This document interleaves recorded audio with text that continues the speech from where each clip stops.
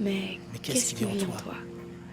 Un ennui insoluble. Une téméraire frénésie, un passé en eau trouble, une horloge qui pâlit. Mais qu'est-ce qui vit en toi? Ce décor de mille feux qui ne quitte plus tes rêves, impossible, onéreux qui coûterait à tes trêves. Mais qu'est-ce qui vit en toi? Ces tendresses saoulantes, ces désirs vagabonds, des cambrures tremblantes sur des mains, des raisons. Mais qu'est-ce qui vit en toi? Mais qu'est-ce qui vit en toi?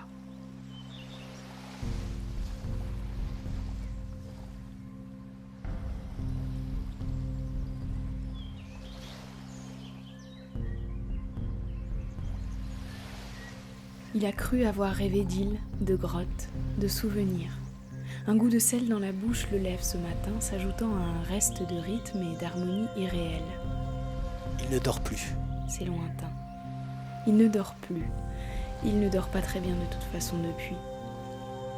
Il se faufile dans le réveil, encore alourdi par l'odeur des vagues et des algues de cette nuit. Il la sent l'eau.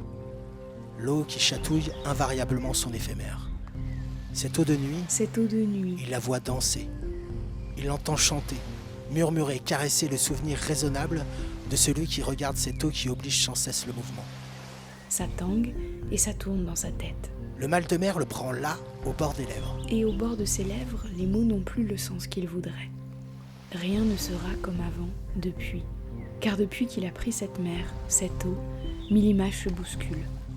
Une île de pierre, une île de quarantaine où les souvenirs des uns se mélangent à ceux des autres. Les îles ont cet avantage de présenter si peu de terre habitable, de sorte que les bouches tirailleuses de la conquête ne peuvent s'y établir fièrement.